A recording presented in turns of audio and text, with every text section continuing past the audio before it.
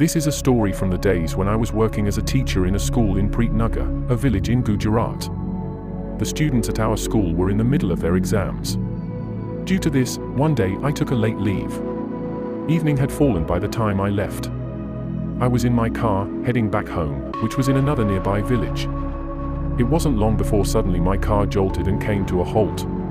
I got out of the car, and everywhere around me was darkness and dense jungle. Worried, I started walking on foot.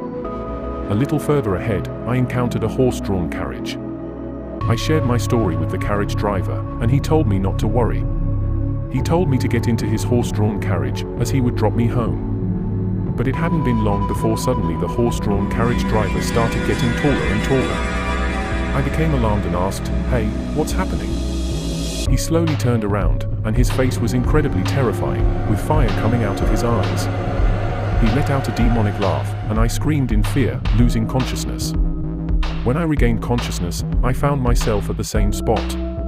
I started walking again. After a while, I encountered a cyclist who seemed like a decent person. I shared my story with him, and he agreed to help me get home.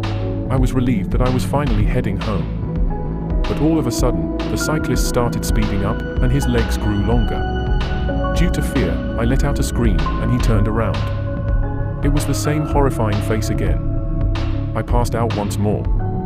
When I woke up, I was again at that very place, standing alone in the darkness of the night. I began to run frantically out of fear. Exhausted, I stopped at a spot. In the distance, I saw the headlights of a car. I was ecstatic, thinking that I would finally reach home safely. When the car came closer, to my shock and disbelief, I recognized the driver. It was none other than the second teacher from my school and my old friend, Danny. I shared my entire story with him, hoping he would believe me.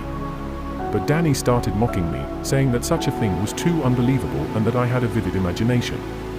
He asked if the demonic face of that man looked something like this, and he twisted his face into a horrifying expression. Suddenly, his face transformed into the same terrifying and demonic one. I let out a loud scream and fell to the ground.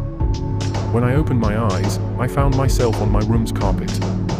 Thank God, it had all been a horrifying dream.